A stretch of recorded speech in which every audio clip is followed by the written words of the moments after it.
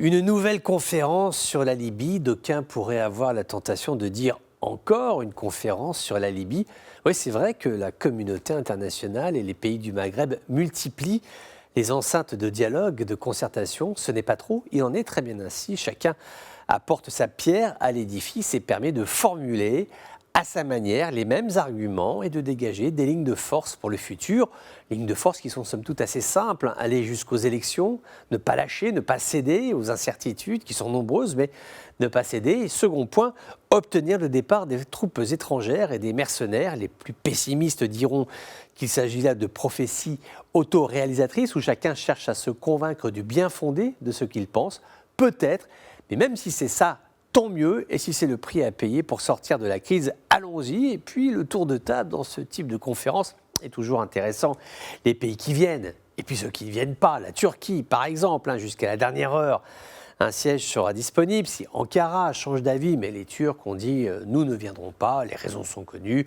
En premier lieu, la position de la France qui est très ferme pour rappeler que les forces étrangères doivent partir, donc les Turcs, partir vite, parce que les élections, si le calendrier est tenu en janvier 2021, c'est demain.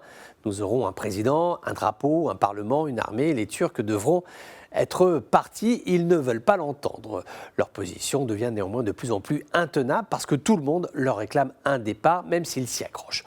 Autre absent, le président Tebboune. Paris a eu ce geste d'apaisement en invitant la plus haute autorité algérienne à venir participer au débat, venir travailler ensemble, réfléchir ensemble. C'est important de s'oublier de temps en temps, de ne pas être arc-bouté en permanence sur la doxa anti-française où l'on essaie de démontrer par A plus B que les Français sont des coloniaux, racistes, barbares et cruels.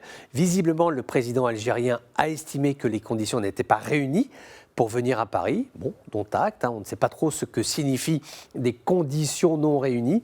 Restons-en là et faisons le constat que certains pays ont du mal à faire abstraction d'eux-mêmes et se consacrer entièrement avec sincérité et bienveillance à cette dramatique libyenne qui doit s'arrêter. Il faut que ce pays s'en sorte, il faut vraiment y croire, même s'il s'agit de la Xème conférence sur la Libye.